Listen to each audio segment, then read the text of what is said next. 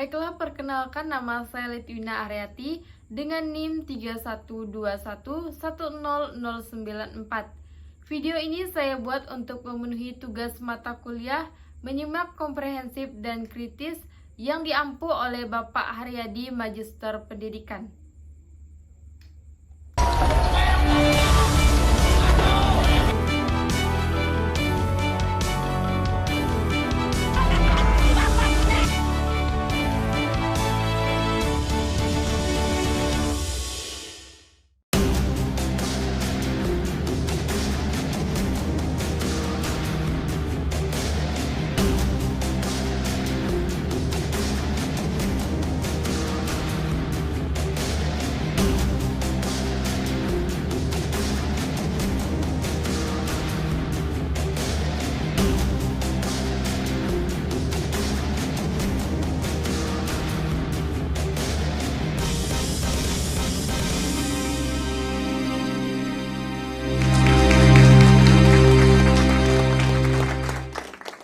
Pemirsa, kita bertemu kembali di Indonesia Lawyers Club.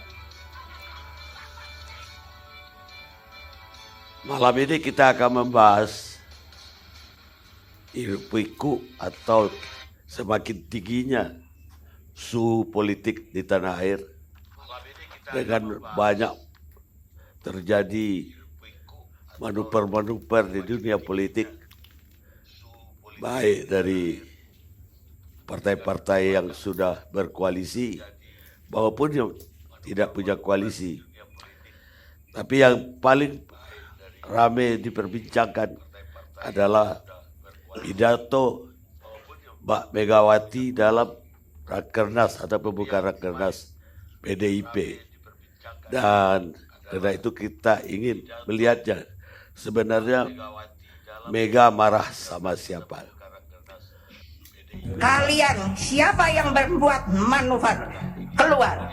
Karena apa? Tidak ada di dalam PDI Perjuangan itu yang namanya main dua kaki, main tiga kaki, melakukan manuver. Kenapa? Karena saya diberi oleh kalian sebuah hak yang namanya hak prerogatif. Hanya ketua umum yang menentukan siapa yang akan menjadi calon presiden dari PDI Perjuangan. Pidato ini tentu saja mengagetkan, karena kalau istilahnya Ilham Bintang dalam tulisannya dicek recheck, karena baru pertama kali dia melihat Megawati marah seperti ini, katanya. Benar? Murka Pak Karni, bukan marah. Politik itu memang adalah seni. Bagaimana mengupayakan sedapat mungkin apa yang hendak kita capai. Von Bismarck, kanselir Jerman di akhir abad ke-19. Sekarang saya mulai dari Ilham Bintang yang hari Rabunya langsung bikin tulisan di Cek Ericek. Makasih Bang Karni. Jadi judulnya itu baru pertama kali saya melihat Ibu Megawati murka di depan publik. Jadi sebenarnya saya sangat menyayangkan, dalam tulisan itu saya menyayangkan bahwa Ibu Megawati yang sudah mendapatkan hampir segalanya, ya, sudah menikmati hasil perjuangannya, dan di dalam usia tidak muda lagi, 75 tahun, ya, ini pendekatan budaya, mestinya lebih banyak bersyukur. Apa yang tidak diberi beliau? 2 kali memenangkan pemilu, 2 kali berhasil mengantar kadernya menjadi presiden. Bahwa Pak Jokowi bukan terah Bung Karno, itu hal lain. Kemudian sampai 2 hari sebelum beliau buka Rakernas itu, hasil Kompas punya penelitian, hasil survei Litbang Kompas itu menempatkan Partai Demokrasi Indonesia Perjuangan bukan hanya masih teratas, Tapi angkanya naik meninggalkan dua partai kompetitornya selama ini. Apa yang kurang? Saya mengatakan bahwa seharusnya Ibu Mega tinggal beribadah saja, duduk manis beribadah, ya, sebagai perwujudan dari mensyukuri nikmat gitu. Ini pendekatan kebudayaan. Sebab rasanya umur 75 tahun itu dalam agama manapun saya kira itu umur-umur yang sebenarnya sudah yang bahkan dianggap bersalah pun kalau uzur ya, itu tidak dicatat lagi dosanya.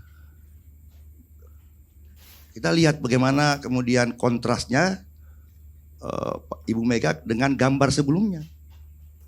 Gambar sebelumnya ketika itu juga kita lihat di TV, dia diputar-putar di mana-mana, di media sosial beredar juga bagaimana Presiden Republik Indonesia yang dipilih secara konstitusional di hadapan Ibu Mega itu persis kayak apa itu kan menimbulkan protes dari banyak orang. Saya termasuk Bang Karni protes dalam hati. Kenapa? Meskipun saya tiap hari mengkritik Pak Jokowi, tapi rasanya nggak gena deh melihat gambar Pak Jokowi berhadapan-hadapan dengan Ibu Mega di kursinya dan kemudian duduk hampir seperti pesakitan dan dikelilingnya dari inner circle Teguh Umar itu ada Pak Pramono Anung. Ya, apa nggak nikmat itu Pak Prof? Apa nggak nikmat itu? Kita tahu bahwa kemudian itu nggak nyaman buat Pak Jokowi. Tapi Pak Jokowi ini kan pemain hebat ya Pak. Saya harus mengakui bagaimana dia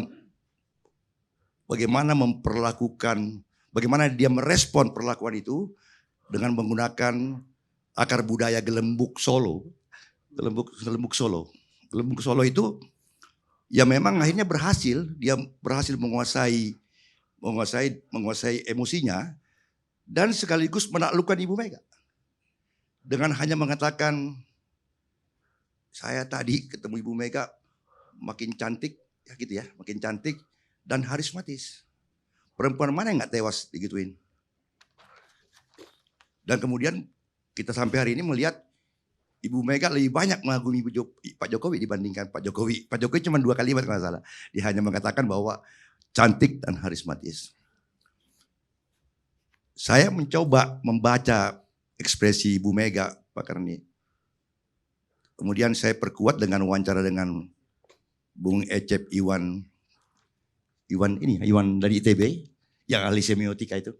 Membaca, sama bacaannya bahwa Ibu Mega kemungkinan besar sedang stres. Tidak bisa mengendalikan diri. Di akhir tulisan saya mengatakan bahwa kalau kemarahannya fokus kepada Ganjar Pranowo, saya mencemaskan cara Ibu Mega itu justru akan mengantar sendiri Ganjar ke istana dan duduk di kursi presiden. Mengulang sejarah hampir 20 tahun lalu ketika Ibu Mega berkonflik dengan Pak Susilo Bambang Yudhoyono. Akhirnya Pak SBY memetik keuntungan dari situ.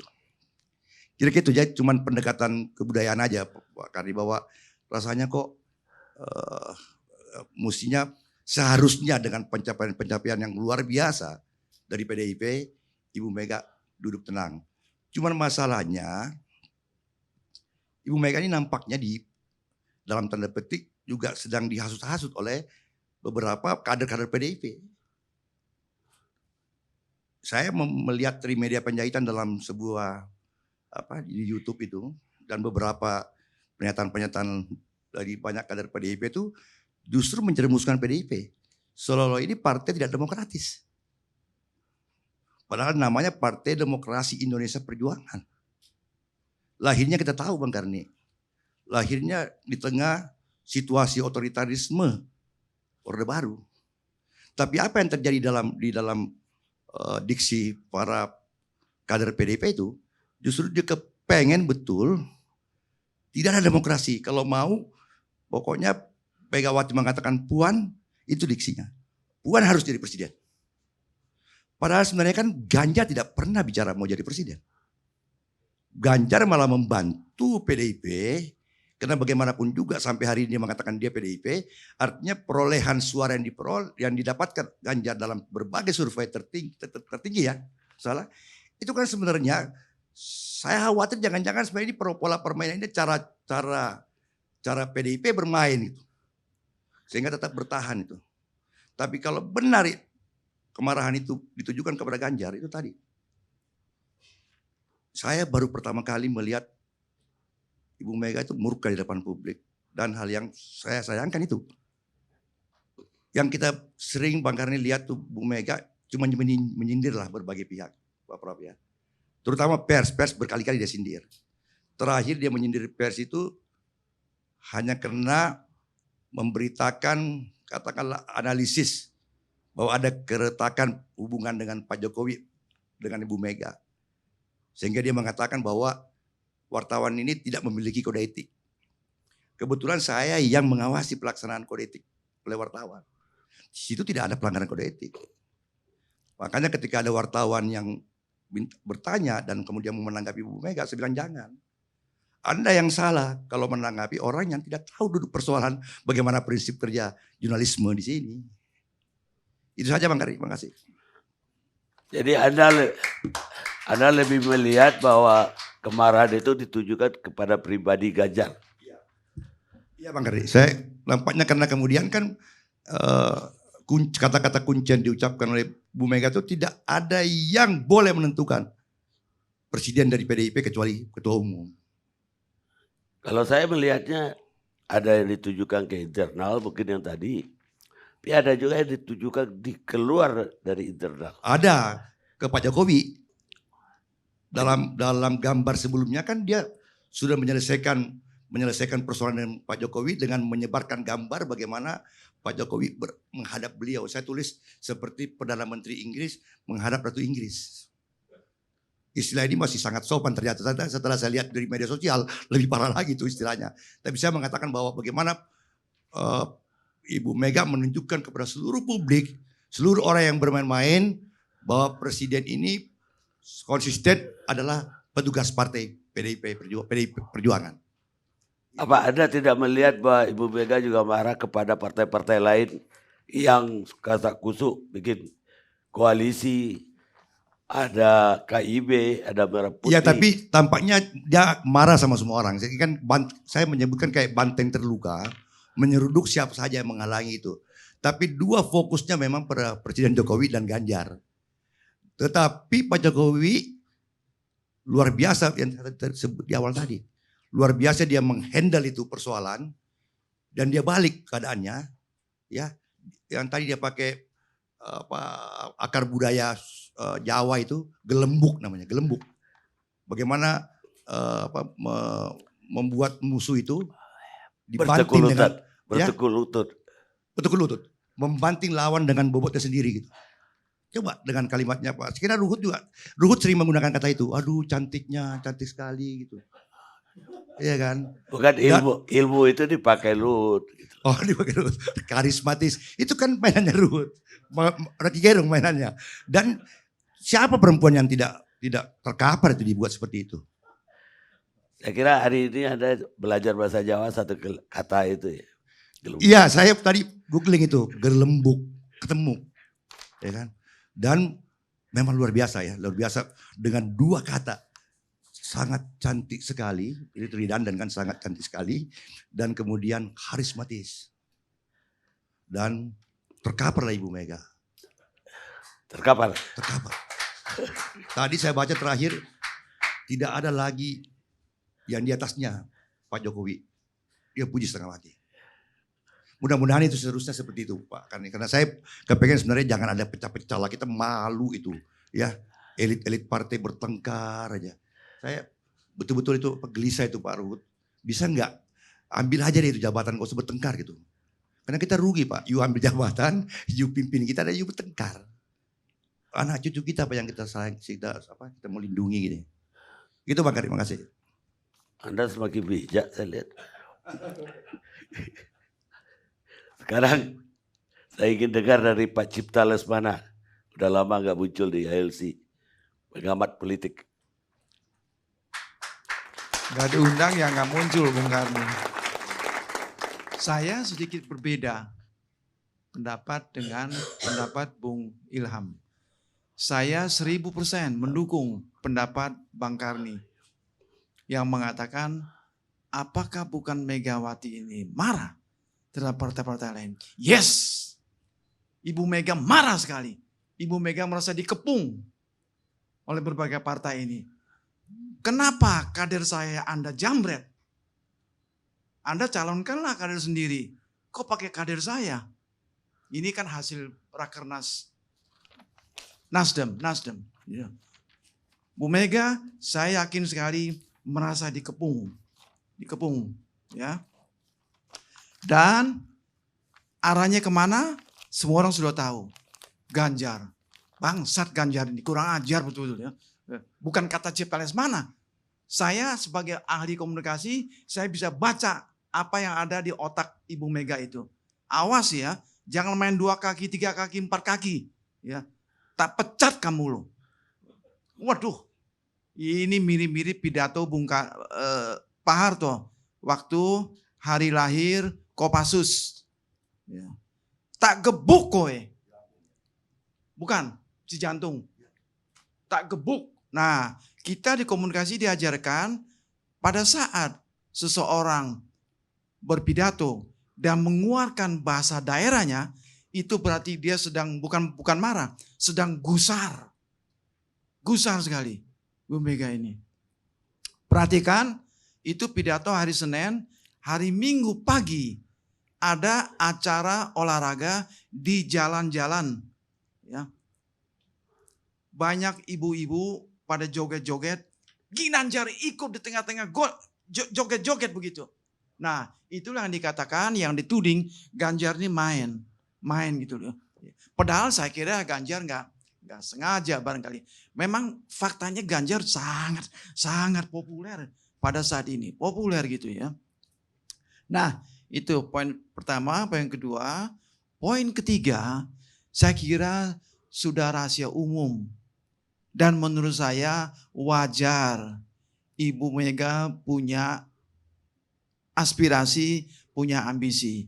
Yaitu menjadikan putrinya tersayang Puan sebagai presiden yang akan datang atau minimal wakil presiden. Tetapi faktanya Ibu Mega sudah perintahkan kepada kader-kadernya. Jangan ikuti yang dikerjakan oleh teman kita ini Bang Rey ini. Apa tuh? Survei. Jangan. Kita kerja. Survei itu nggak benar semua gitu.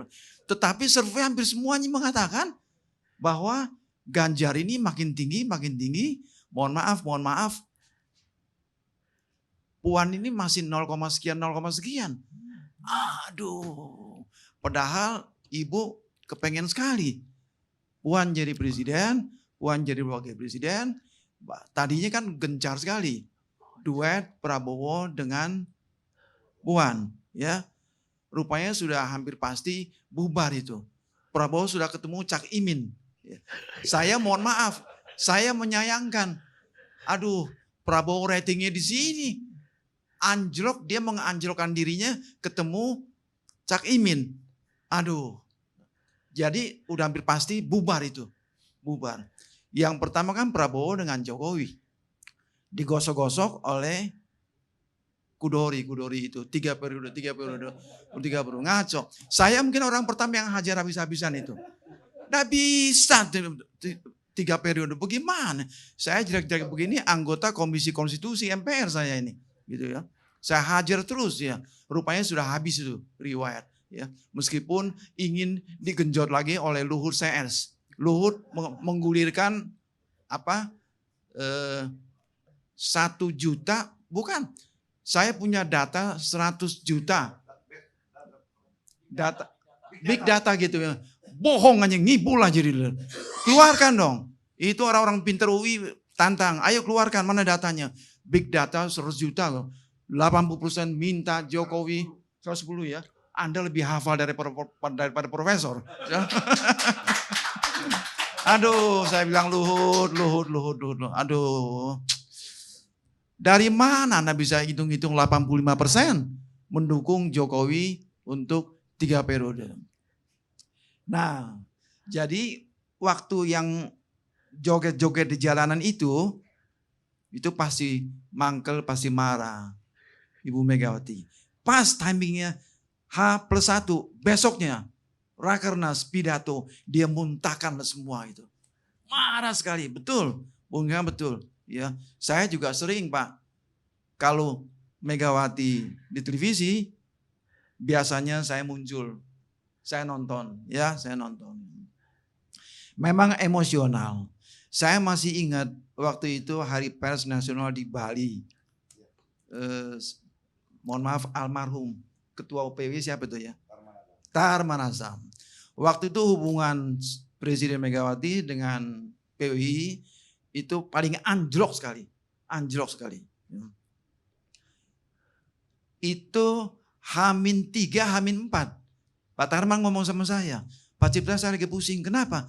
Sampai sekarang belum ada kepastian. Presiden Megawati hadir tidak gitu ya. Akhirnya hadir juga. Hadir. Pak Tarman berani juga, dia berani. Di depan Presiden Megawati dihajar lagi. Unak-unak gitu ya. Dan Bu Mega juga kelihatan emosi sekali. Jadi main buka-bukaan di Bali waktu itu, di Bali gitu. Nah itulah temperamental dari Ibu Megawati. Ingat waktu SBY dilantik sebagai presiden tanggal 20 Oktober tahun berapa itu ya. Bu Mega nggak mau hadir. 2004 ya. Tidak mau hadir. Itu orang-orang dekatnya ya. Menantu Bung Hatta. Termasuk guru-guru ya. Saya dapat informasi. Bujuk-bujuk kepada Bu Mega. Bu hadirlah Bu. Untuk memperlihatkan ibu ini betul-betul seorang negarawan. Dia tidak mau hadir. Tidak mau hadir ya. Pada hari itu dia katanya di taman. Di taman dia potongin rumput. Dia dendam sekali dengan SBY itu. SBY dianggap pengkhianat. Pengkhianat. Karena berkali-kali ditanya. Semua dipanggilin. Yusril dipanggil ya. Yang Wapres, kemudian Wapres dipanggil semua. Mas gimana Mas mau maju Mas? Jawabannya sama semua. Ini bagaimana Bu? Saya sebetulnya nggak mau maju. Kader saya desak saya maju. Ya. Giliran SBY ditanya, gimana Mas? Saya belum pernah terpikirkan untuk maju, kata SBY. Begitu santun sekali karena saya sibuk gitu ya. Apa yang terjadi? 1 hari sebelum hari kampanye, SBY lompat di Banyuwangi, di panggung. Brek, langsung kampanye di sana. Jelas sekali, SBY berbohong. Pada waktu dia mengatakan kepada ibu, saya tidak pernah terpikirkan Bu. Nah, marah. Sampai sekarang kan masih begitu lagi. Nah, saya sependapat dengan Bung Ilham. Seorang negarawan tidak boleh terlalu gusar begitu. Ya, dia tetap harus tahan. Bagaimanapun situasinya. Nah, satu lagi yang saya mau ulangi yang itu lagi, Bung Karni, bahwa Bu Mega betul-betul merasa dikepung saat ini. Semua bikin koalisi semua gitu, koalisi. Yang paling celakanya lagi koalisi nggak punya calon presiden sendiri. Nanti Ganjar lagi dijambret lagi, ya. Terus gubernur kita yang sangat populer dijambret lagi. Nah itulah situasi politik Indonesia ini yang memang lucu. Biasanya partai A mencalonkan kader dari partai A, partai C dari partai C. Ya. Masa dicomot, dijambret kader dari partai lain. Itu bikin kesel tuh Bung Ilham. Itu Pak Karni dari saya.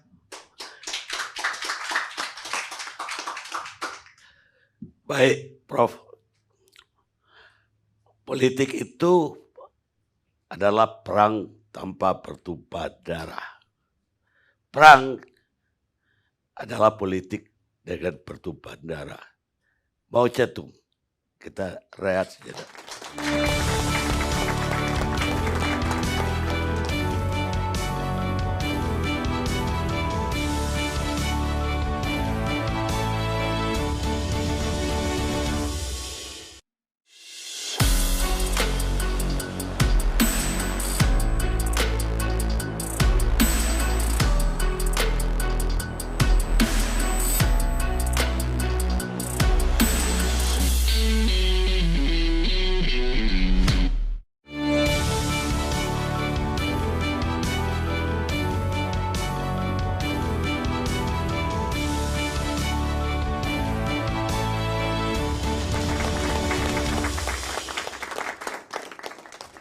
Pemirsa, kita lanjutkan diskusi kita.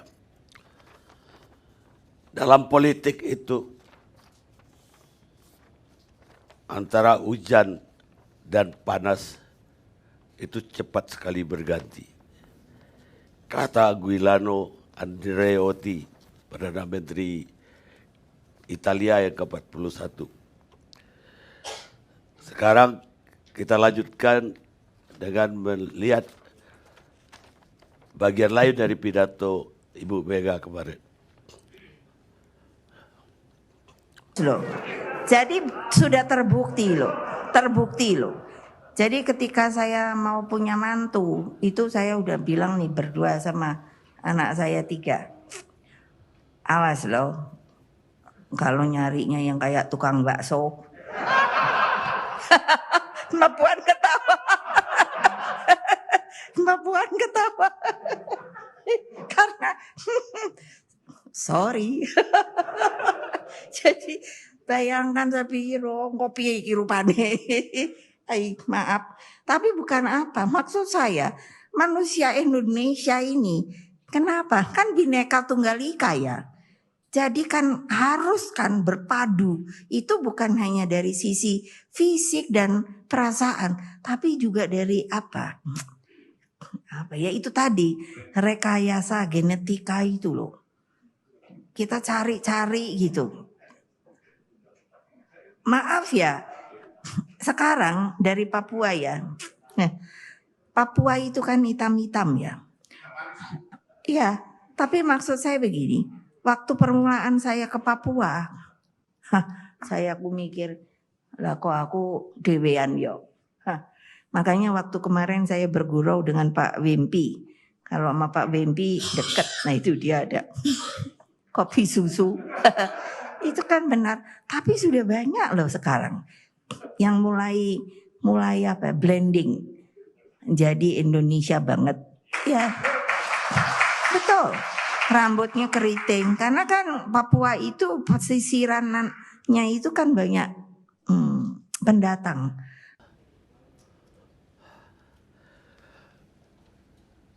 Pemirsa, barusan kita lihat Ibu Mega dari marah bisa kembali tertawa setelah ngomong soal tukang bakso. Dan hari ini ada yang bagus juga. Ganjar Pranowo disuruh membacakan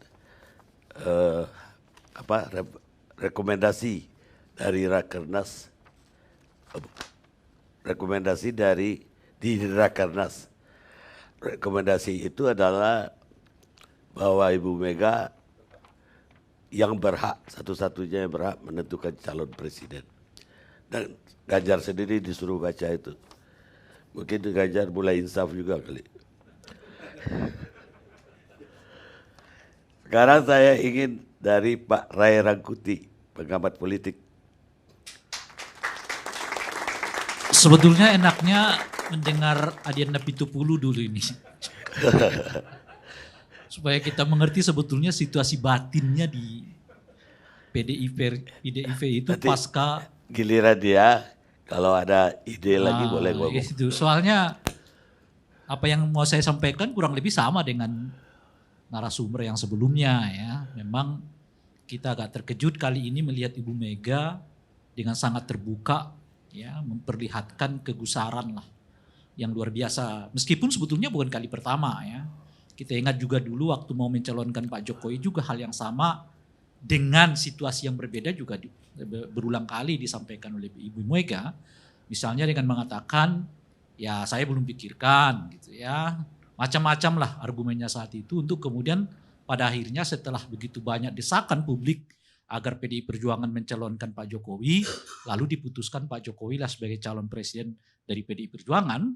Tapi kita ingat betul masih ada juga saat itu situasi yang seperti memperlihatkan penolakan akan munculnya Jokowi sebagai calon presiden gitu.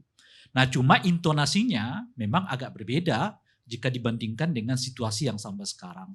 Saya kira ada dua hal yang menyebabkan intonasi itu berbeda ketika Ibu Mega juga memperlihatkan wajah yang agak menolak ya pencalonan Pak Jokowi pada 2014 yang lalu gitu ya. Pertama, ya situasi internal. Ini ada Ibu Puan yang memang mungkin dalam bacaan orang-orang di internal PDI dan juga mungkin termasuk Ibu sudah lebih dari cukup matang untuk dicalonkan sebagai calon presiden ataupun sebagai calon wakil presiden. Dari aspek pengalaman, usia, karir, ya karena Ibu Mega juga menyebut ya karir Ibu Puan di dalam pidato itu dengan perasaan bangga pencapaian karir dari Ibu Puan saat itu gitu ya. Jadi melihat pertimbangan itu memang mungkin Ibu Mega merasa bahwa inilah waktu yang tepat ya kalaupun ya kita mau mendorong katakanlah misalnya Ibu Puan dalam hal ini sebagai calon presiden ataupun wakil presiden gitu. Jadi ada suasana internal yang memungkinkan Ibu Mega memperlihatkan apa yang saya sebut sebagai intonasi yang berbeda dari apa yang pernah juga dilakukan oleh Ibu Mega terhadap Pak Jokowi 2014 yang lalu gitu. Nah yang kedua menurut saya tentu saja bacaannya terhadap regenerasi politik. Nah regenerasi politik ini bukan hanya berkaitan dengan soal calon presiden wakil presiden, tetapi menurut saya juga berkaitan dengan calon siapa yang akan menguasai partai ini pasca Ibu Mega. Jadi ini penting sekali. Jadi ada dua desakan sekaligus mungkin ya yang menghimpit Ibu Mega sehingga sikapnya kelihatan intonasinya jauh lebih tinggi dibandingkan misalnya pada 2014 yang lalu. Mungkin 2014 yang lalu itu ya Ibu Mega masih bisa full pegang ini partai. Tapi kita nggak bisa menduga 2024 ke depan siapa yang akan megang partai gitu. Pada saat yang bersamaan muncul ya regenerasi politik di dalam lingkaran PDI Perjuangan sendiri yang sebetulnya juga punya potensi yang cukup kuat ya mengintervensi perjalanan masa depan PDI Perjuangan juga gitu. Setidaknya ada pada Jokowi. Jokowi sudah menancapkan dua bibit kadernya kira-kira gitu ya. Satu di Solo, satu di Medan gitu ya. Ini kalau Ganjar nanti dilepas lagi misalnya sebagai calon presiden, kalau ia misal jadi PDI Perjuangan, tambah kekuatan, baru lagi di internal PDI Perjuangan, di luar terah Ibu Mega atau di luar Pak Karno gitu. Jadi memang agak berat pertimbangan-pertimbangannya berbanding dengan 2014 yang lalu. 2014 yang lalu kalaupun misalnya Pak Jokowi kita lepas, ya partai ini tetap di bawah kontrol Ibu Mega gitu. Tapi nggak ada yang bisa jamin 2024 akan terjadi seperti itu. Sementara pengaruh katakanlah Ibu Puan, katakanlah Prananda misalnya, tidak sehebat tentu saja Ibu Mega ya, terhadap partai politik, terhadap PDI Perjuangan sendiri. Jadi ada dua di sini. Pertama adalah makronya yaitu presiden dan wakil presiden. Siapa dari terah Soekarno yang akan disusul, mengingat juga kadernya Ibu Puan ini juga matang dalam pengertian yang kita sebutnya itu tadi. Yang kedua juga siapa yang akan membawa ya PDI Perjuangan sebagai partai di masa yang akan datang pasca Ibu Mega, katakanlah begitu gitu. Nah mungkin situasi ini yang membuat intonasi Ibu Mega sedikit agak lebih tinggi dibandingkan seperti yang saya sebutkan tadi pada penolakannya 2014 yang lalu gitu. Meskipun tentu saja ya ada tiga titik kan jadi fokus kita pada pidato Ibu Mega itu. Pertama adalah soal kegusarannya kepada kader yang dianggap bermain di dua kaki gitu. Kita nggak tahu siapa yang dimaksud oleh beliau gitu. Sebab meskipun secara umum kita menafsirkan itu kepada Pak Ganjar gitu, tetapi kan bukan satu-satunya Pak Ganjar di internal PDI Perjuangan yang mencuri perhatian publik demi karir politiknya gitu. Bukan belelo. Ini yang saya mau katakan dulu. Jadi bukan hanya Pak Ganjar yang mencuri panggung, katakan begitu ya, bukan mencuri ya, mengambil panggung untuk mempopulerkan dirinya demi karir politiknya. Ibu Puan juga melakukan hal yang sama, kan spanduk baliho di mana-mana juga dibuat oleh Ibu Puan gitu ya. Ini yang saya mau katakan, kalau kita sebut itu kepada Ganjar, mengapa hal yang sama kita nggak sebut kepada Ibu Puan? Oh, dua-duanya melakukan mengambil panggung ya untuk mempopulerkan dirinya demi karir politiknya. Gitu. Nah, oleh karena itu, kalaupun sekarang kita mengatakan seolah-olah pidato itu ditujukan kepada Ganjar karena situasi yang kita bangun itu. Padahal mestinya dengan bahasa yang seperti itu, toh Ibu Puan juga melakukan yang sama dengan membuat spanduk di mana-mana, baliho di mana-mana ya. Bahkan suasananya dibangun sedemikian rupa bahwa seolah-olah ya Ganjar bukan lagi bagian besar dari keluarga besar PDI Perjuangan seolah-olah ya. Pada faktanya sekarang diberi kesempatan lagi untuk membacakan hasil rakesna macam-macam dan seterusnya itu. Itu perhatian pertama. Perhatian yang kedua yang baru tadi ditayangkan itu adalah soal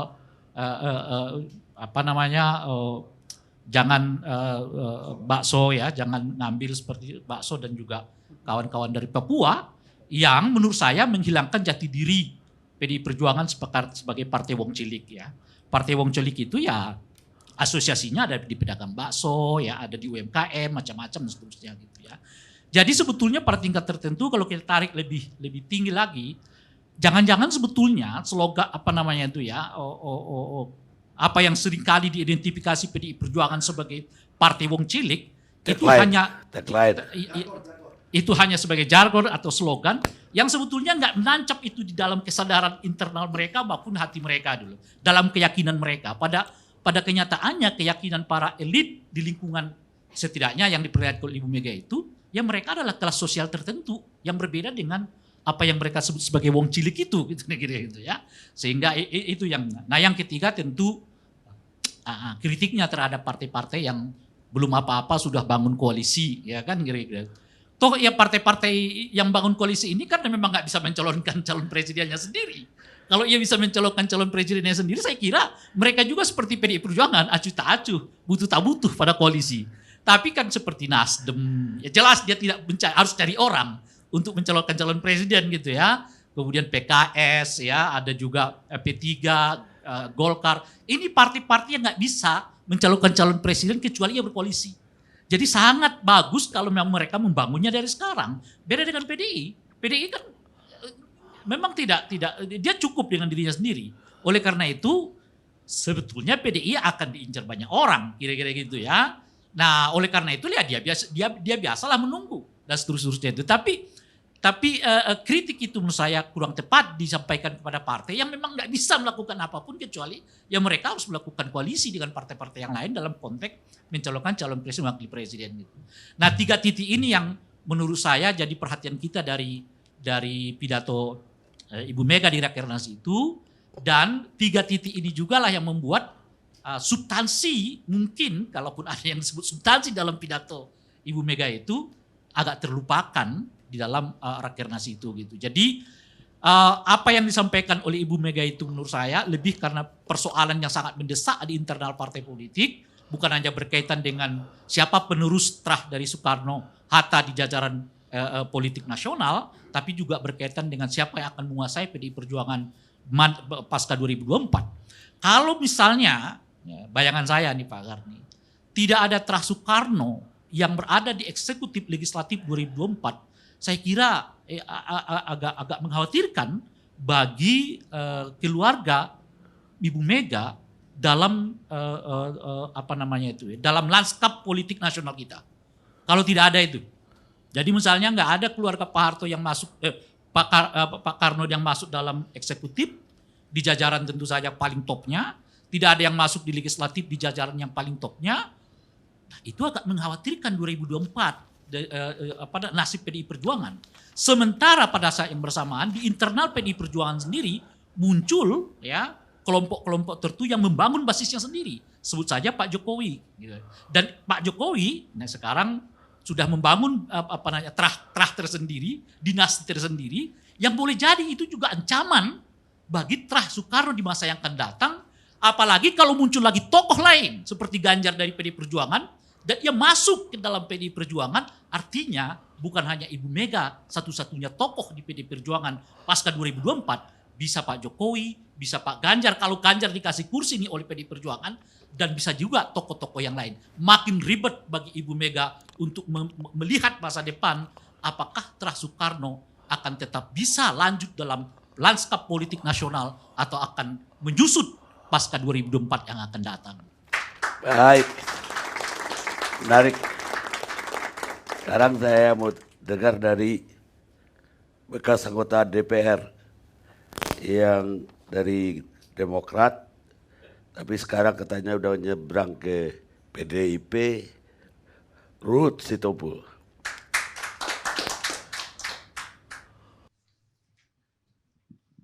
Terima kasih Bang Karni, teman-teman yang saya hormati dan penonton setia ILC yang sekarang di YouTube. Sekali lagi saya mohon maaf karena kami, Pak Adian, saya dan semua kami keluarga besar PDI Perjuangan, kami sangat menghormati Ketua Umum kami, Ibu Megawati Soekarno Putri. Adapun tadi apa yang dikatakan abang saya, Pak Jainal Bintang, begitu juga Profesor, ya, ini tokoh-tokoh yang saya hormati dan nanti teman-teman lain juga, begitu juga tadi Sili saya sudah berbicara. Mengenai apa yang dikatakan Ibu Mega, itu semua kesepakatan kami waktu di Bali. Itu tegas di sana berbicara karena Ibu Mega itu selalu melihat jauh dan beliau selalu mengalir di dalam berpolitik. Tadi juga sudah disinggung bagaimana 2014 nyatanya Pak Joko Widodo. Padahal beliau juga masuk, ya. Beliau pada waktu itu 3 besar. Pak Jokowi, Pak Prabowo, Ibu Mega di dalam nominasinya. Tapi Ibu Mega ini yang saya katakan, beliau itu negarawan. Beliau sudah merasakan bagaimana manis pahitnya politik. Karena itu seperti yang kami semua sepakat. Terus terang saja apa yang terjadi di Raker kemarin, kami semua anak-anaknya, kami anak-anak Ibu Mega, kami bisa menerima. Ya, karena sudah kesepakatan. Karena itu semua kami selalu ada jargon kami tegak lurus kepada Ibu Mega. Begitu juga kan politik last minute. Kita semua mengetahui ada tragedi dunia, termasuk tragedi nasional, yaitu COVID-19. Jadi hasil raker juga kemarin, tadi ditutup jam 5 sore, kita belum ada mengatakan siapa yang akan diusung menjadi calon presiden. Karena kami sudah sepakat, apa nanti yang diputuskan Ibu Mega, itu yang akan kami dukung. Jadi sekarang kami juga belum ada siapa. Yang tahu hanya Tuhan dan Ibu Megawati Soekarno Putri. Hanya itu yang tahu. Ini perlu saya garis bawahi. Tapi permohonan maaf saya kepada para pengamat, senior-senior saya, Ibu sebenarnya tidak marah. Ya, itulah Ibu Megawati, dia seorang ibu. Sorga di telapak kaki ibu. Ya. Beliau itu kan kita bisa lihat, walaupun ngomongnya keras begitu, ada guyon, ya tadi cerita mengenai tukang bakso, mengenai sahabat-sahabat kita di Papua, tapi itu semua jujur saja tidak ada maksud hal-hal yang mungkin membuat ada yang salah penafsiran. Maksud beliau baik, nyatanya singgung tukang bakso, tadi penutupan di Lenteng Agung, kita semua makan bakso, ya bersama tukang-tukang bakso. Jadi nggak ada masalah. Itu ya? sengaja dipesan. Hah? Tukang bakso sengaja dipesan. 3 hari itu juga saya malam datang, saya sama Pak Adian kami dari daring ya, makan bakso juga. Sebelum Ibu ngomong tukang bakso itu kita makan bakso juga. Jadi karena Bang Karni menyinggung saya di Demokrat sebelumnya, Pak SBY juga, waduh kalau rapat di Cikeas dulu saya waktu masih di sana kerjanya makan bakso terus, ya. Makan nasi goreng, Teguh Umar juga Ibu Mega yang masak nasi gorengnya kan. Jadi ya itulah politik. Jadi saya katakan tadi benar sekali Perdana Menteri Italia apa yang disitir oleh senior saya Bang Karni Ilyas. Politik itu kita tahu kan sebentar saja plak. Kalau mau membalik tangan apapun bisa terjadi. Jadi saya mohon karena tragedi nasional dan juga tragedi dunia masalah COVID ini, kita tahu Presiden kita Pak Joko Widodo bersama para pembantunya sedemikian bekerja keras 2 tahun lebih, hampir 3 tahun. Jadi ibu juga maunya jabatan. Pak Joko Widodo yang masih 2,5 tahun ini, ya mbok, ocoh ke susu kata orang Jawa. Gak usah kita mendahului dulu, biar kita fokus. Bahkan kami, kader-kadernya disuruh turun ke bawah. Pendampingan kepada rakyat. Ya, karena rakyat kita kan yang mengalami ini semua. Nah, disinilah jangan nanti, apalagi ada koalisi besar pada waktu itu, partai-partai yang sekarang sudah ada 3 calon, saya bisa kebayang itu. Kebayang aku kader Nasdem yang ada di pemerintahan. Kader Nasdem yang ada di pemerintahan kader partai-partai lain. Saya rasa nggak nyenyak tidur juga nih, gawat juga nih, ngeri. Bisa masuk barang tuh, kan begitu. Ya, maksud saya jangan-jangan mau ada lagi reshuffle nanti, kan begitu. Ya, tapi tidak. Percayalah, ya, maksud ibu kami tercinta ini baik mengingatkan kita semua. Kita fokus dulu, tolonglah. Ekonomi dunia, ekonomi kita juga sekarang bagaimana, biar benar-benar kita mendukung pemerintah. Itu yang saya lihat. Tidak ada lain Bang Karni dan kawan-kawan semua. Ibu Mega itu sangat enak, sangat mengalir. Kami anak-anaknya dia ngomong gitu, kita semua bisa menerima. Dan saya mohon, gak usah kita misalnya kaitan dengan tukang bakso, Papua dan lain sebagainya. Kami partai nasionalis. Kita semua satu pandang. Wawasan Nusantara dari Sabang sampai Papua. Jadi marilah melihat suasana ini kita hormati. Kita hormati seperti yang dikatakan pengamat partai-partai lain. Mereka sudah mulai saling mengusung. Enggak apa-apa. Enggak apa-apa. Tapi kami juga berterima kasih ya. Kita bisa lihat rame. Ibu juga menyinggung itu seolah-olah. Nah ini kan dari luar juga kan. Ketidakakraban antara ibu dan anaknya Pak Joko Widodo. Nyatanya akrab sekali. Bahkan seperti dikatakan abang saya kan. Wah ibu tambah cantik. Ya. Jadi Pak Jokowi kan anaknya kan. Ngomong begitu. Jadi memang kita akrab bang. Nggak usah khawatir. Biarlah ini semua berlalu. Saya tetap mengajak kita semua. Marilah dengan semangat kebersamaan. Kalau kami di partai PDI Perjuangan. Semangat kebersamaan itu yang kami jaga. Jadi kami sekarang memang membantu pemerintah. Kita turun ke bawah. Seperti sahabat saya nanti kasih komentar Pak Adian Apitupulu. Ini toko di Jawa Barat. Ya, pendampingan kepada rakyat turun ke bawah. Kami juga mengajak kita semua. Ya, karena apapun nantinya suara rakyat, suara Tuhan. Terima kasih Bang Karni. Masih kayak Ruhut yang dulu. Yang ketika duduk di sini mewakili Nasdem, Demokrat. Jadi beda nama aja ya? Beda nama aja ya? Beda baju aja. Beda tokoh yang diusung aja. Itu kata Andreotti tadi. Dalam politik itu musim panas dan musim hujan itu cepat sekali berganti. Sekarang giliran saya mau dengar dari Partai Nasdem, Pak Effendi Quairi. Terima kasih Bang Karni, Bapak-bapak semua, dan seluruh pemirsa di mana saja berada. Apa yang perlu ditanggapi nih Bang Karni? Tadi rasa-rasanya atau kalau kita amati pidatonya itu tidak hanya ditujukan ke internal, tapi juga ke eksternal. Iya. Lebih khusus lagi mungkin Nasdem, karena ada istilah, kok saya dibilang sombong, partai saya dibilang sombong, lah siapa yang bilang sombong? Kita semua tahu. Baik. Pertama terkait dengan tampilan Ibu Mega yang luar biasa. Ibu benernya.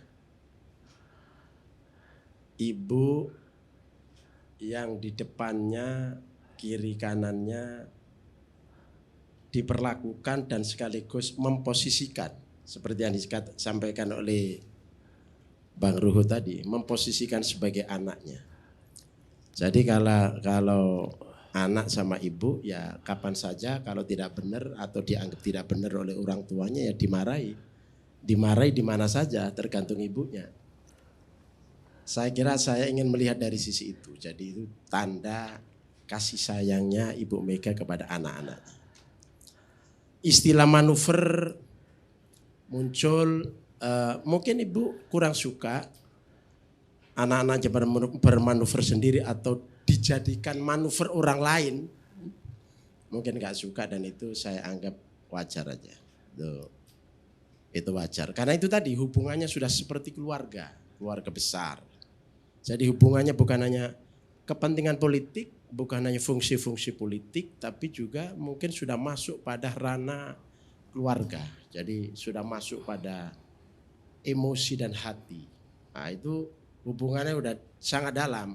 Sebuah partai yang dibangun bukan hanya dalam konteks struktur, kultur, fungsi-fungsi politik, membuat kebijakan politik, diskusi isu-isu strategis, tapi sudah masuk pada ranah hati, emosi, itu saya kira luar biasa. Dan saya kira semua partai ingin membangun kultur yang sudah masuk ke dalam seperti itu. Itulah kemudian tanda menjadi partai yang kuat. Dan Ibu Mega mencerminkan ibu yang semua kader-kadernya sudah dianggap anaknya. Jadi itu saya mau melihat dari sisi itu. Itu menurut saya oke.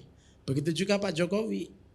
Media sosial melihat kok diperlakukan seperti itu presiden. Begitu Pak Jokowi masuk di lingkungan PDIP itu sudah tidak lagi sepenuhnya sebagai presiden. Memang melekat presiden tapi juga sekaligus melekat sebagai kader PDIP. Melekat sebagai itu tadi hubungan keluarga dengan Ibu Mega. Ibu. Maka dipanggil adik, dipanggil nak Pak adik, adik ya, ya karena mungkin di dalam keluarga ya bisa dipanggil adik juga. Tapi konteks kekeluargaannya itu yang saya kira ditampilkan. Mbak Puan moto-moto, mau video itu saya kira juga konteksnya keluarga. Ini sudah tidak lagi di sini tuh fungsi-fungsi pejabat, fungsi-fungsi kaitannya dengan protokoler kenegaraan, tapi itu sudah masuk pada fungsi-fungsi keluarga. Jadi saya melihatnya seperti itu, sehingga menurut saya itu nggak ada masalah. Itu oke, itu bagus sekali. Nah, dalam konteks luar,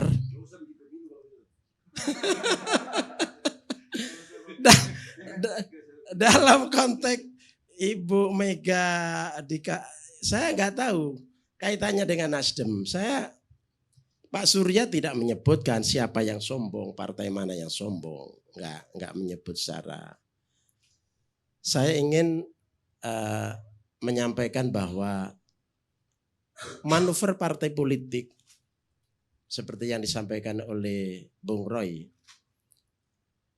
saya kira logis, wajar, ya logis, wajar. Dan memang sudah seharusnya partai politik menangkap aspirasi rakyat akhir-akhir ini apalagi terkait soal siapa calon pemimpin yang akan datang pasca Jokowi. Nasdem punya pikiran. Pertama, Nasdem itu kebijakannya harus selalu paralel dengan publik. Pendekatan yang pertama adalah political science. Jadi political science dalam konteks perilaku masyarakat. Masyarakat itu menghendaki siapa untuk ke depan. Calon pemimpin masa depan. Di sini Nasdem tidak melihat apakah itu kader partai lain atau kader sendiri atau dari birokrasi atau dari mana. Kami memang di satu sisi sadar partai ini baru 10 tahun, bahkan mungkin belum. Di sisi lain ini yang kita rekrut itu bukan untuk pimpinan Nasdem. bukan menjambret orang lain, kader lain untuk memimpin Nasdem, tidak. Kata profesor tadi itu menjambret, tidak. Kita merekrut, memberi kesempatan, memberi apresiasi kepada putra-putri bangsa yang terbaik, yang menurut rakyat terbaik, menurut pendekatan political science tadi, yaitu survei. Siapa yang oh itu unggul. Ganjar unggul, Anies unggul. Ya, itulah yang kemudian ditampilkan. Oh ini. Dan ini untuk pemimpin bangsa, bukan untuk memimpin Nasdem. Jadi bukan untuk kepentingan Nasdem. Jokowi dulu awal-awal ketika belum apa-apa, Nasdem langsung memberi periode pertama, dukung Jokowi. Tanpa transaksi, tanpa babi-bu, minta kursi berapa. Adapun setelah itu dikasih kursi itu biasa, logis. Itu biasa dalam politik ya. Tapi proses komunikasi itu basicnya adalah kepentingan nasional, basicnya adalah kepentingan negara bangsa ini, bukan pada dapat apa, uang berapa, kursi berapa, bukan itu. Meskipun berikutnya dapat kursi, itu konsekuensi logis saja. Orang kalau bekerja ya dapat rezeki, kan begitu aja. Jadi itu nggak usah di ini. Nah, oleh karena itu maka kaitannya dengan Ibu Mega marah keluar, saya tidak tahu dialamatkan kepada siapa, tetapi kalau dikaitkan dengan dialamatkan kepada partai-partai di luar PDIP, saya kira enggak lah, itu mungkin perasaan kita aja. Beliau marah keluar. Karena secara undang-undang boleh. Secara kepartaian logis. Partai politik ya apalagi misalnya Nasdem masih baru dan belum menjadi partai pemenang, ya kan harus berusaha yang melakukan berbagai langkah manuver untuk dapat simpati publik yang ujungnya bisa mengalahkan PDIP, kan juga boleh. Ya mimpilah, ya kan, masa nggak boleh mimpi? Kan boleh kita mimpi mengalahkan PDIP, nggak tahu 2024 apa 2000 berapa begitu kan, mimpi. Nah, penggalangan untuk memberi kepercayaan kepada publik yang itu manuvernya paralel dengan keinginan publik, terutama dalam konteks rekrutmen kepemimpinan nasional, maka itu kami lakukan. Jadi menanam kebaikan kepada publik. Oh, hasil survei ini bagus, kemudian kita ambil. Ketika kita ngambil tidak langsung nyomot, vita kompli, tidak, semua kita hubungi. Oh enggak? Oke, ada komunikasi karena kami juga punya etika, ya. Tidak vita kompli. Adapun kemudian ujungnya misalnya seperti Mas Ganjar nggak mau kemudian diusulkan PDIP, ya nggak ada masalah itu. Ini terbuka lah ya. Kita ini harus inklusif, jangan eksklusif. Untuk kepentingan nasional kita harus inklusif. Dan kita dikritik. Siapa saja itu juga harus terbuka, tidak boleh. Ya kalau bisa nggak boleh marah lah ya. Karena ketika kita ya keluarga, kita anggap kalau ini kita tarik ke lebih nasional, kita ini satu keluarga besar nasional kan gitu kan. Jadi kalau sesekali dimarahi Bu Mega ya harus kita pahami, kita maklumi gitu. Begitu Bang Karni. Yang lain lagi apa? Saya kira cukup ya. Oh ya Pak Karni, satu lagi. Kita ingin ke depan ini antar berapapun pasangannya. Saya kira elit politik harus menjadi suri tauladan, menjadi uswatun hasanah, itulah menurut orang pondok. Cermin, perilakunya itu harus baik, harus komunikasinya harus baik. Jangan inilah berantem di publik lah ya. Hah? Jadi harus baik-baik aja semuanya komunikasi. Meskipun pilihannya beda-beda. Misalnya ini milih A. Ya kita kompetisi lah. Kompetisi dalam konteks pikiran, dalam konteks program, dalam konteks aksi-aksi untuk kepentingan masyarakat, dalam konteks kebijakan publik yang terbaik untuk rakyat. Saya kira itu. Terima kasih Bang Karni. Baik. Pemirsa, salah satu yang menyebabkan rakyat itu benci politik adalah karena objektivitas para politisi tidak pernah mengenai kebenaran. Pemilu dan kekuasaanlah objektivitas dari politisi. Kata Carl Thomas, kolumnis dan pengarang Amerika. Kita lihat sejenak.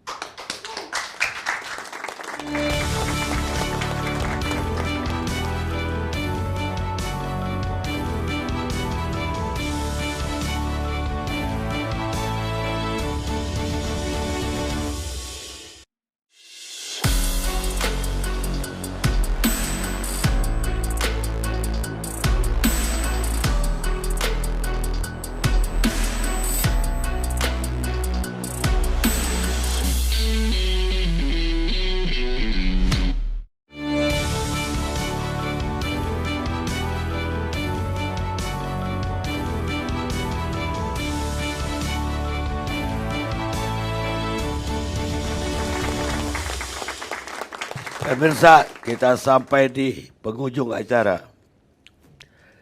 Sekarang saya minta dari Adian Napitupulu untuk menanggapi semua pembicara yang lain tadi. Ya, terima kasih Bang Karni dan semuanya. Terima kasih untuk seluruh komentar-komentarnya yang menurut saya sudah lari dari konteks diskusi kita malam ini. Konteks diskusi kita malam ini itu membahas, berbicara tentang pidato ketua umum yang harusnya tidak 2 menit, 3 menit, tapi kita putar ulang dari awal sampai akhir. Tapi yang kita bahas tidak, yang kita bahas gestur presiden.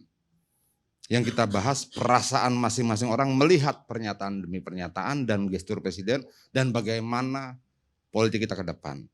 Saya jadi ingat apa yang disampaikan abang-abang saya yang terhormat ini, yang menurut saya menyerang ketua umum kami dalam pernyataan-pernyataan terbuka. Apakah kita marah? Enggak. Dulu 96 ketika ketua umumnya saat itu versi Orde Baru Suryadi, versi Kongres kita Ibu Megawati, PD Perjuangan pernah diserang habis-habisan. Dan menurut saya PD Perjuangan adalah satu-satunya partai di Indonesia yang pernah mengalami itu. Untuk partai-partai lain yang belum dan tidak mengalami itu, bersyukurlah karena itu hanya dialami PD Perjuangan. Ada sekian banyak orang meninggal, sampai sekarang tidak ditemukan. Tapi kemudian sebagai partai, sebagai ketua umum, kita coba mengambil pilihan untuk kemudian dikatakan orang forgive but not forgot. Memaafkan tapi tidak melupakan. Itu kebesaran jiwa ketua umum kami yang mungkin belum tentu dimiliki ketua umum partai yang lain ketika mengalami peristiwa yang sama.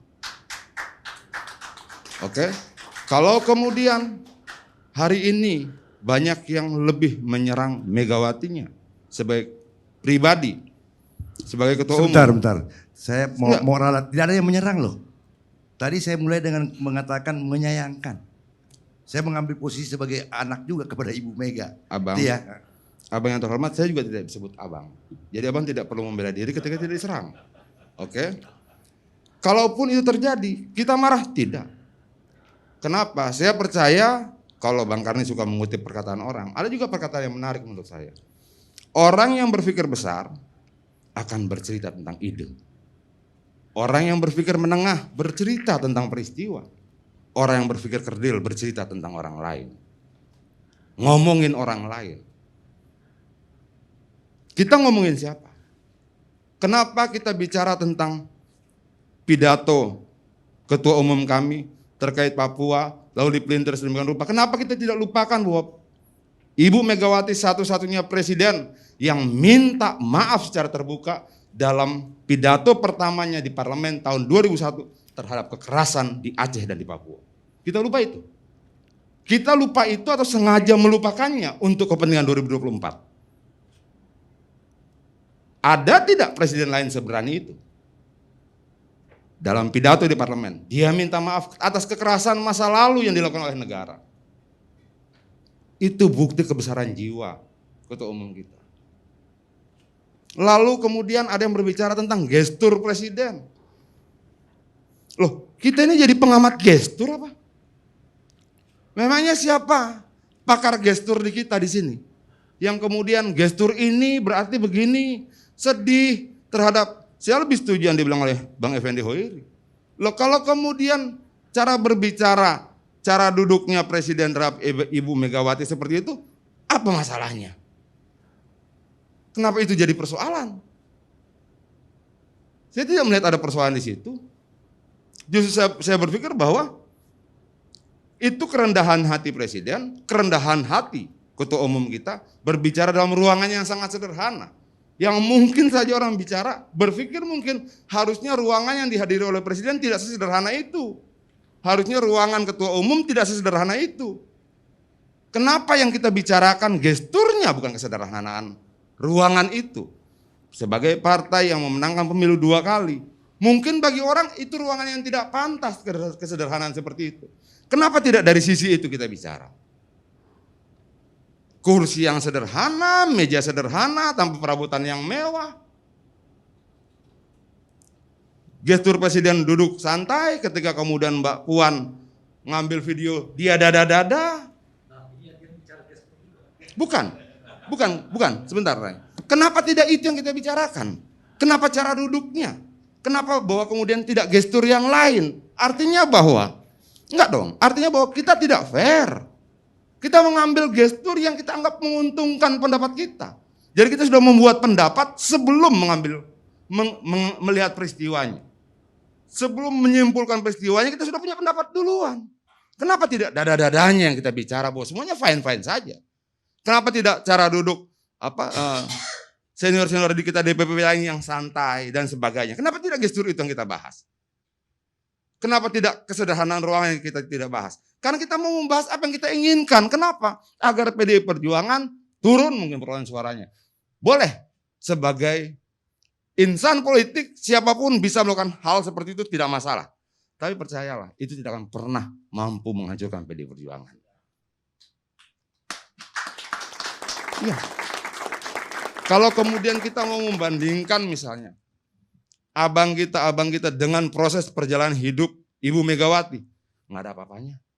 Belum tentu kalau kemudian salah satu dari kita mengalami peristiwa 27 Juli kita akan setegar dia. Belum tentu kita akan setegar dia meminta maaf atas kesalahan negara yang masa lalu ketika dia menjadi presiden tahun 2001. Belum tentu loh. Dan semua kebesaran jiwa itu lalu kemudian seolah-olah mau kita kerdilkan hanya dengan gestur presiden. Kalau kemudian dia berbicara tentang jangan berkhianat, memangnya ada dari kita di sini yang setuju pengkhianatan? Menurut saya yang mengatakan, kalau Ibu Megawati katakan jangan main 2 kaki, memangnya dari kita di sini ada yang setuju untuk main 2 kaki? Kalau dia katakan jangan 3 kaki, memangnya ada dari kita di sini yang setuju main 3 kaki? Menurut saya itu bukan cuma ucapan bagi Ibu Megawati. Itu keinginan kita masing-masing di sini. Jangan berkhianat ya, jangan 2 kaki ya Rey. Ya, sama. Lalu diucapkan di hadapan kadernya, lalu seolah itu menjadi persoalan gitu. Menurut saya, kalau dia sampai bicara itu begini ceritanya. Keputusan untuk memutuskan siapa presiden, siapa calon presiden, siapa cawapres, di tangan ketua umum. Itu keinginan Ibu Ketua Umum? Bukan.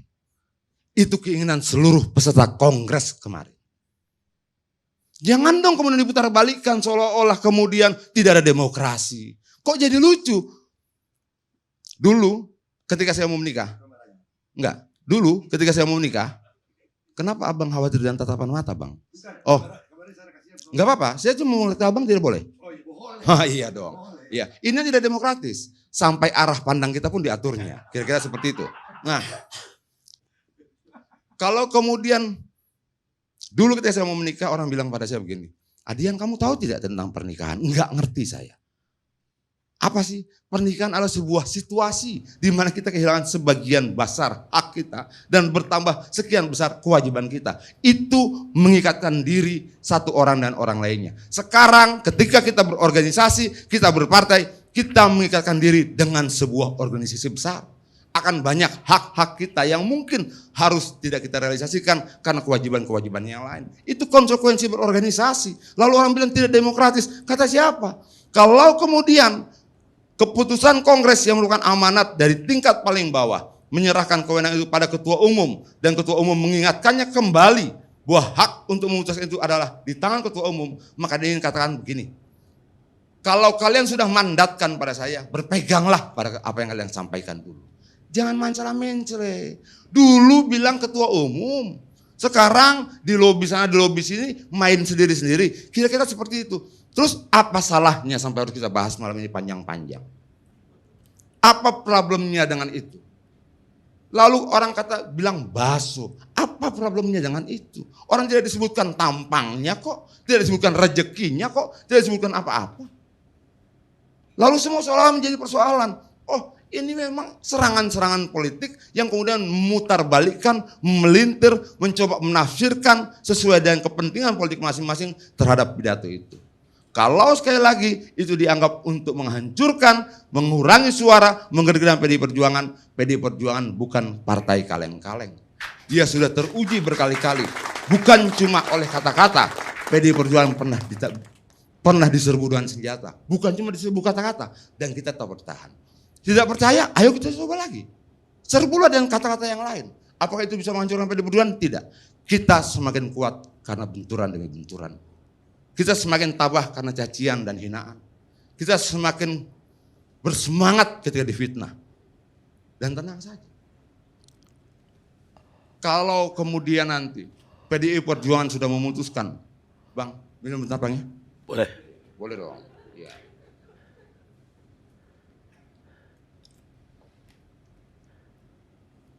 Jangan dibahas minumnya.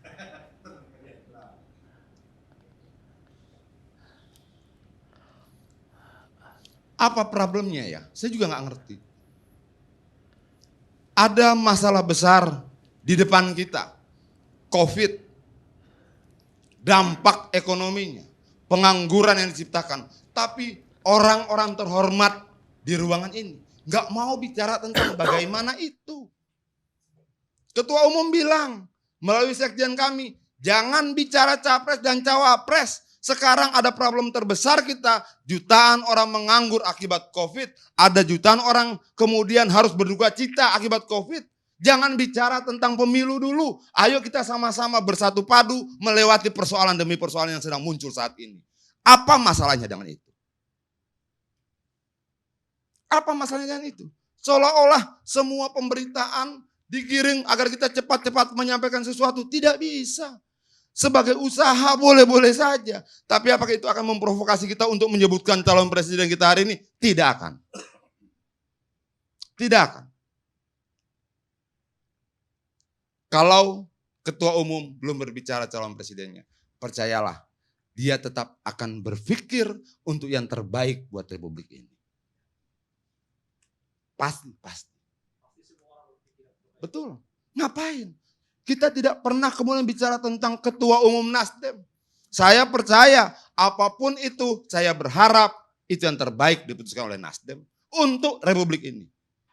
Begitu juga pimpinan partai yang lain. Kenapa kita tidak memiliki kelogoan yang sama untuk kemudian meyakini bahwa apa yang akan diputuskan oleh ketua umum kami juga adalah yang terbaik buat republik ini. Terbaik buat rakyat kita. Dan itu dipikirkan dengan sungguh-sungguh melihat situasi dengan segala macam faktor yang lainnya. Tidak perlu terburu-buru. Masih ada 14 bulan kok untuk pencalonan itu. Kenapa harus sekarang? Kenapa orang tidak ribut tentang partai-partai lain misalnya yang berlomba-lomba untuk bicara tentang pencalonan presiden di saat rakyat sedang susah makan akibat PHK karena COVID. Kenapa kita tidak ribut tentang koalisi-koalisian yang kemudian di saat yang sama ada sekian banyak orang di PHK akibat COVID. Masih banyak keluarga yang kemudian bapaknya meninggal, ibunya meninggal, anaknya meninggal, saudaranya meninggal akibat COVID. Air mata mereka belum kering. Kenapa kita harus terburu-buru bicara tentang pergantian kekuasaan? Sudah tidak segitu tidak sabarnya kah kita? Sudah ingin terburu-burunya kah kita? Sehingga kemudian sudah harus berbicara tentang si ini begini, si ini begitu. Sabarlah. Sabarlah. Ayo, dalam forum yang terhormat ini Bang Karni. Kenapa sih kita tidak bisa bersabar untuk tidak mencela dan menghina satu dan yang lain? Kenapa sih kita tidak mau menunggu sampai momentumnya sudah datang? Kenapa sih kita tidak mau sedikit saja kemudian menahan diri agar teman-teman kita yang berduka karena ada keluarga yang meninggal dan sebagainya. Tidak perlu kemudian kita cocoki dengan capres, wapres, pemilu, capres, wapres, pemilu. Apa sudah segitunya kita? Dan kalau kemudian partai kami, PDI Perjuangan, Ketua Umum kami, Ibu Megawati Soekarno Putri mengatakan nanti, apa masalahnya buat kita semua? Apakah ukuran Ibu Megawati, apakah ukuran Ray Rangkuti harus menjadi ukuran waktu buat Ibu Megawati? Apakah ukuran Abang harus menjadi ukuran waktu buat Ibu Megawati? Tidak. Dia punya ukuran sendiri, dia punya parameter sendiri, dia punya alat ukur sendiri. Dia menghitung faktor-faktornya sendiri. Sabar saja. Tapi pilihan dia terhadap Presiden Jokowi 7 tahun yang lalu ternyata tidak salah tuh. Bagus tuh, baik tuh. Kasih saja dia kesempatan Bagaimana? Oh bukan dong. Kenapa ukuran kita subjektif, Abang? Kalau dia salah buat rakyat tidak terpilih di periode kedua. Ukuran Abang sebagai pribadi tidak bisa Abang gantikan seolah-olah pilihan rakyat itu salah karena tidak sesuai dengan kehendak Abang. Tidak bisa dong. Kalau saya katakan tidak salah karena rakyat memutuskan itu 2019. Kalau kasih katakan tidak salah karena elektabilitas kepuasan rakyat terhadap presiden kita masih jauh di atas rata-rata. Masih di atas 70% bahkan terakhir. Bukan ukuran subjektif, Bang. Kalau Abang intelektual, ayo kita cari alat ukur yang bisa kita pertanggungjawabkan sama-sama dong. Jangan ukurannya subjektivitas rasa kita. Baik buat PDI Perjuangan, tidak. Survei katakan begitu, riset katakan begitu, diuji melalui pemilu, terpilih lagi. Apa masalahnya?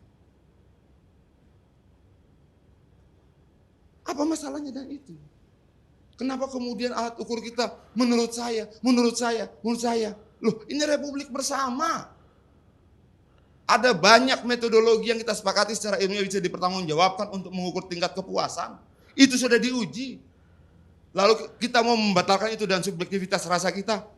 Dari mana ceritanya kita bisa bersikap seperti itu? Nggak bisa, sudahlah. Sampai 2024, sampai secara konstitusional dia berakhir. Terimalah dia sebagai presiden kita. Karena sudah itulah keputusan pemilu dan kehendak rakyat melalui pemilu. Terima kasih Bang Kanda. Terima kasih. Sekarang kata-kata penutup dari Rocky Gerung. Kalau penutup masih bisa dibantah. Ya, kalau boleh nggak apa-apa. Oke, saya cari cara yang bijak. Pidato Ibu Mega kemarin itu dramatis. Nilainya A. Pidato Adian hari ini nilainya A+.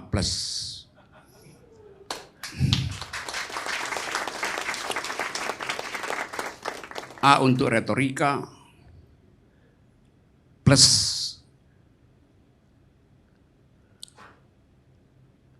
untuk sugesti. Dia kasih sugesti supaya 2024 itu harus diterima sebagai siklus normal dalam politik. Itu adalah Bang, maaf Bang, tafsir lagi Bang. Kenapa Abang tidak tanya langsung sama aku? Kita cuma berjarak 2 orang, kenapa harus ditafsirkan? Tanya saja sama aku, apakah aku mengatakan itu untuk seperti yang Abang katakan? Saya ganti cara saya bicara. Sekarang saya mau analisis gesturnya Adian. Nggak boleh. Tunggu. Begini loh Bang. Ada banyak kesempatan kita untuk tanya saja langsung, maksud gesturmu apa? Oke, maksud pernyataanmu apa? Tapi kita tidak mau mencari kebenaran. Kita suka berretorika dalam tafsir demi tafsir. Lalu kemudian rakyat mendengar di sana dan menjadi panas. Sementara kita keluar dari sini bersalaman. Tidak sehat dong. Tidak sehat. Tanya, maksud gesturmu apa Adian? Pernyataanmu apakah 2024 itu mau kejadikan sebagai sebuah siklus yang harus diterima? Tidak. Saya ingin menyampaikan itu kesepakatan kita 2024. Bukan keinginan Adian. Lalu kemudian kenapa kita sederhanakan seolah-olah itu Adian inginkan. Saya izin ke toilet ya. Lalu Boleh rakyat nggak? Saya izin bagaimana? ke toilet 1 menit loh. Boleh. Supaya dia lebih lancar bicara. Ya, Boleh? nggak. Oke, kalau gitu saya lanjutkan itu. Kenapa tidak diizinkan? Soalnya sudah kebetulannya tidak demokratis. Saya mau ke toilet. Nggak demokratis. Nggak. Nggak Itu dia. demokratis. Oh ya.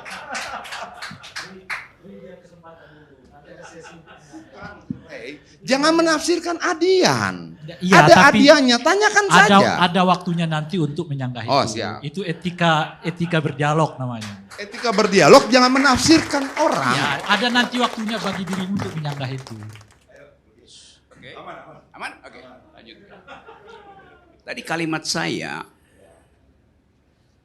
Adian saya kasih A+, retorikanya A, sugestinya plus. Kenapa? Karena dia kasih sugesti.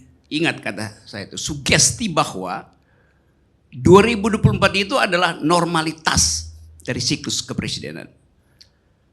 Gimana saya kasih tafsir? Emang itu sugestinya begitu kan? Karena dia mengatakan, mari kita tuntun ini sampai 2024. Itu yang disebut sugesti itu. Sampai di situ dulu. Kalau mau protes silahkan sebelum saya lanjut. Ketika dikasih kesempatan dilarang yang ini, jadi bingung saya. Enggak, terus. Ada kesempatan? Bang Rocky, lanjut Bang Rocky. Nggak ada Rocky lanjut. kesempatan. Dia kasih kesempatan sama saya. Kenapa keberatan yang lain? Bang Karni, saya kira biar lanjut biar lanjut. Adian biarkan aja dulu. Lanjut. Abang, Yang terakhir nanti, terakhir. aku tetap tenang bang. Oke, represivitas terhadapku cukup banyak di masa lalu. Dan kita menjalani dengan ketenangan, apalagi cuman ini. Lanjut bang. Jadi nggak ada sanggahan. Lanjutkan terus. Yes, nice guys. Tadi saya pakai istilah dramatis itu. Sekarang saya mau terangkan apa artinya drama. Di dalam tradisi ilmu pengetahuan, drama itu dimulai ketika diperlukan cara untuk mengevaluasi moral manusia. Ada profesor komunikasi yang pasti tahu tentang yang disebut the Greek tragedy. Tragedi Yunani itu. Saya akan sebutkan beberapa istilah. Kalau diperlukan klarifikasi, saya terangkan itu. Tragedi Yunani itu. Panggung tragedi Yunani biasanya dibagi dua. Zin dan obzin. Di depan dan di belakang. Zin artinya layar. Dan di belakang ya layar. Bahasa Inggrisnya obscene. Dari kata obscene, di belakang layar. Tapi dari kata itu juga timbul kata obscenity. Apa artinya obscenity, Pak Profesor? Oke. Supaya saya dapat klarifikasi tentang peristilan. Obscenity artinya kemaksiatan. Di belakang panggung orang bisik-bisik kemaksiatan. Itu ditutupi agar supaya publik tidak tahu yang disebut sebagai keburukan, pengkhianatan, kerakusan, segala macam. Yang dilihat hanya yang di depan panggung. Itu teknik di dalam Greek tragedy. Peristiwa PDIP jadi problem publik karena yang obscenity itu justru yang terlihat. Dan itu yang diulas orang itu, bukan soal karakter.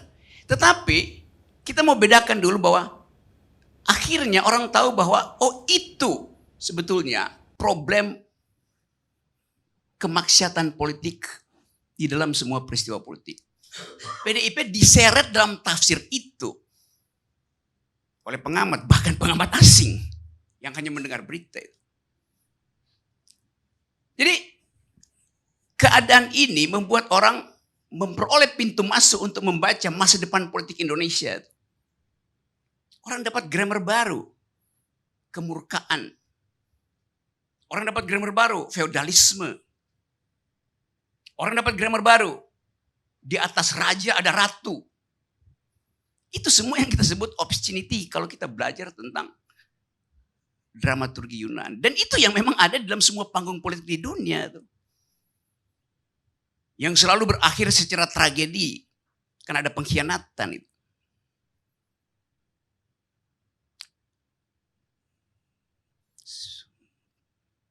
Ada bau busuk di Denmark. There's something rotten in Denmark. Di dalam lakon Shakespeare. Karena pengkhianatan.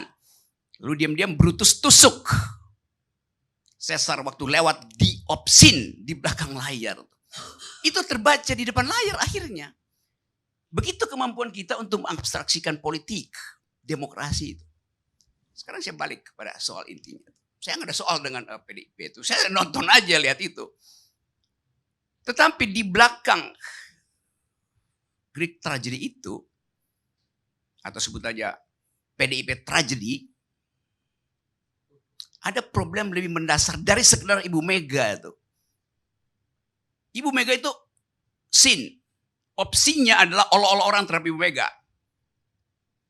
Yang sudah diterangkan oleh Adian. Tetapi ada panggung lain, yaitu di bawah panggung itu soalnya. Yaitu berebut tiket untuk pergi pada pertandingan politik 2004. Berebut tiket. Kenapa harus berebut tiket? Karena dipasang barrier to entry untuk nonton drama yang kita sebut presidential threshold. Kedunguannya di situ. Kalau nggak ada presidential threshold, nggak akan ada tragedi itu, nggak ada permainan pengkhianatan obscene yang disindir oleh Ibu Mega dengan cara yang sangat bijaksana dan tajam itu. Ngerampoklah punya orang. Bahwa ini koalisi, apaan koalisi itu? Ini sistem presidensial. Yang memang harus diteruskan logikanya. Kerjasama boleh, koalisi jangan. Suruh aja Google, koalisi dalam bahasa Indonesia artinya kerjasama. Sama aja. Tapi kita mau terangkan ini bukan untuk mengolok-olok tragedi yang udah the damage has been done. Udah terjadi kerusakan itu, orang udah tonton keadaan tadi malam itu. Sekarang saya bilang tadi, ada scene di depan, ada obscene di belakang, ada di bawah panggung. Orang berebut remah-remah di bawah panggung. Sisa dari 20% itu yang diperebutkan oleh yang namanya koalisi. PDIP aman tiketnya. Yang lain ini berebut remah-remah di atas meja politik. Itu intinya. Yang kita dalilkan dari awal supaya dibatalkan oleh Mahkamah Konstitusi. Nggak mau. Akibatnya berebut remah-remah di meja makan. Jamuan makan politik.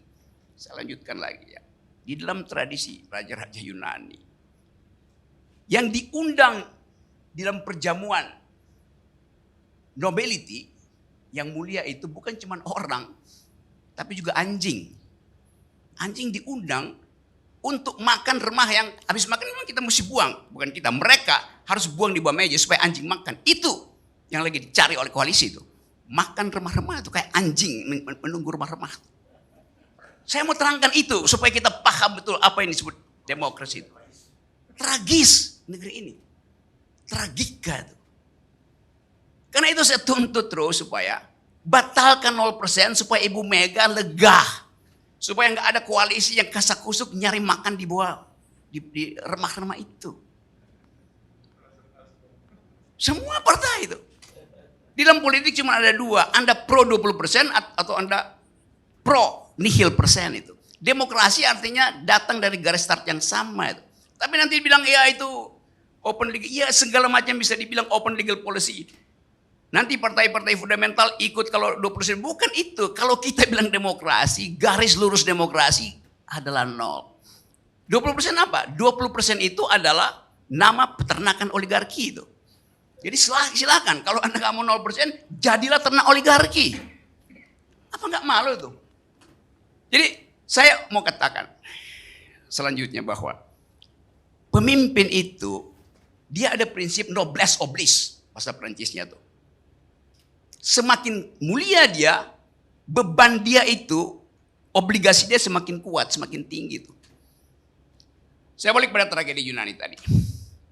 Di dalam tragedi Yunani selalu ada figur yang akan dicercah sebagai protagonis. Dia akan dimasukkan di dalam skenario bahwa dia, tokoh ini biasanya satu individu, punya banyak dosa karena melawan takdir. Tapi cerita akan menyelamatkan dia karena dia berupaya untuk melawan takdir yang tidak dia ketahui. Kemuliaan datang dari orang yang melawan takdir yang dia tidak ketahui.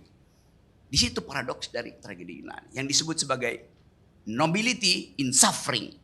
Ada kemuliaan dalam penderitaan. Ibu Mega mengalami itu, kemuliaan dalam penderitaan dulu, bukan yang sekarang. Kan Ibu Mega pro 20%. Jadi bagian dari yang tidak mau lagi punya kewajiban. Padahal Ibu Mega sebetulnya punya kewajiban sebagai noblesse, obligasinya adalah minta Mahkamah Konstitusi batalkan 2%. Karena itu menghina akal demokrasi itu. Itu yang kita tunggu. Jadi sekali lagi, saya kasih kuliah ini supaya ada pendidikan politik mendasar pada Republik ini. Terima kasih. Baiklah, di sini saya menafsirkan bahwa awal munculnya masalah yang dibahas yaitu karena marahnya Ibu Megawati karena banyaknya yang berbuat manuver di PDI Perjuangan. Baiklah, dialog yang pertama dibuka oleh Ilham Bintang. Ia menilai bahwa Ibu Megawati terlalu berlebihan dalam mengeluarkan pendapat tentang manuver dan mengatakan Ibu Megawati lebih baik beribadah saja sebagai bentuk mensyukuri dan kecewa karena Ibu Megawati yang marah di depan publik. Di sini saya menilai bahwa pendapat tersebut disampaikan secara kurang baik karena disampaikan dengan kata-kata yang terlalu menyindir, meskipun disampaikan menurut pendapat dirinya sendiri, tetapi sebaiknya disampaikan dengan kalimat yang lebih sederhana sehingga tidak timbulnya sebuah kesalahpahaman. Baiklah, dialog yang kedua oleh Prof. Dejipta Lesmana. Ia menyampaikan pendapat yang berbeda dengan pendapat Bung Ilham yang lebih mendukung pendapat Bung Karni. Di sini saya menilai Prof. Dejipta Lesmana lebih bisa mengendalikan situasi dengan emosinya dan menyuarakan dengan sebuah ketegasan. Ia juga menyampaikan pendapatnya dengan kalimat yang sangat sederhana. Baiklah, dialog yang ketiga yaitu oleh Ray Rangkuti. Ia menyampaikan pendapatnya tentang terkejutnya atas sikap Ibu Megawati yang marah di depan publik. Saya menilai penyampaiannya disampaikan dengan baik dan dengan kalimat yang santai dan sederhana. Ia langsung membahas dua hal yang ada di dalam permasalahan tersebut dan bagaimana cara menghadapi PDI Perjuangan seperti pada awal Jokowi menjadi presiden. Selanjutnya adalah dialog yang dibawakan oleh Ruhut Sitompul.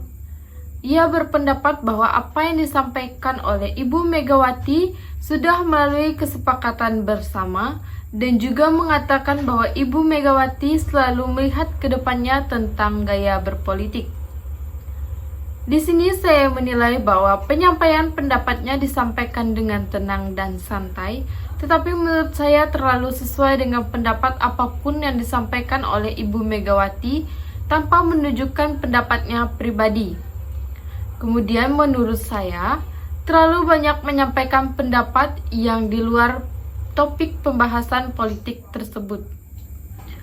Kemudian dialog yang dibawakan oleh Effendi. Di sini ia berpendapat bahwa Ibu Megawati sudah berposisi sebagai ibu dan kepada anak-anaknya. Ibu Megawati tidak ingin anggotanya atau anak-anaknya dikendalikan oleh orang lain. Di sini saya menilai bahwa penyampaian pendapatnya terlalu merujuk kepada hubungan kekeluargaan dan mencampurkannya dengan politik sehingga banyak kalimat yang sulit untuk dipahami karena terlalu berpendapat tidak adanya masalah hanya seperti pada keluarga biasanya. Ini tentunya terlalu di luar dari pembahasan politik tersebut. Kemudian selanjutnya ada Adian Napitupulu. di mana ia menilai bahwa semua pendapat yang telah disampaikan menyerang ke dalam satu pihak, yaitu Ketua PDI Perjuangan. Ia juga menilai bahwa partai lain agar tidak menilai rendah Ketua Umum PDI Perjuangan, yaitu Ibu Megawati. Di sini saya menilai bahwa penyampaian pendapatnya terlalu merujuk pada pendukungan kepada partainya sendiri dan tidak menyampaikan pendapat dari pandangan banyak orang. Ia juga terlalu keluar dari konteks permasalahan politik yang dibahas dan lebih mendukung Ketua PDI Perjuangan serta partainya sendiri, serta tidak dapat mengendalikan emosinya dan perasaannya. Ia juga tidak memperhatikan etika berdialog dan banyak memotong pendapat orang lain. Tetapi ia menyampaikan pendapatnya dengan tegas dan menyatakan kalimat pendukung dari apa yang disampaikannya. Kemudian yang terakhir datang dari Rocky Gerung. Ia berpendapat bahwa pidato Ibu Megawati tersebut dramatis dan memiliki nilai yang baik. Ia berpendapat bahwa kita harus mensugestikan untuk sampai kepada Presiden 2024 yang dapat kita lakukan. Saya menilai bahwa pendapat yang disampaikannya sangat baik karena memikirkan banyak sekali moral-moral manusia dan apa yang akan dihadapi di masa depan dengan melalui nilai-nilai kemanusiaan. Ia juga menyampaikan pendapat yang tentunya sangat sesuai menurut saya dengan apa yang sedang terjadi. Kemudian ada kritik atau penilaian yang akan saya sampaikan dari dialog-dialog tersebut. Menurut saya, para politik harus bisa menyampaikan pendapatnya dengan cara yang tegas dan sederhana. Juga harus bisa mengendalikan emosi dan perasaan serta tetap menjaga etika dalam berdialog dan menghargai pendapat orang lain. Banyak juga saya dapati pendapat-pendapat yang keluar dari konteks yang sedang dibahas. Semoga kedepannya dapat berdialog dengan lebih tenang. Baiklah, itu tadi penyampaian kritik dan penilaian dengan menggunakan 5 tahap dalam menyimak. Baiklah, saya Litwina Aryati, pamit undur diri, selamat pagi dan salam sejahtera untuk kita bersama.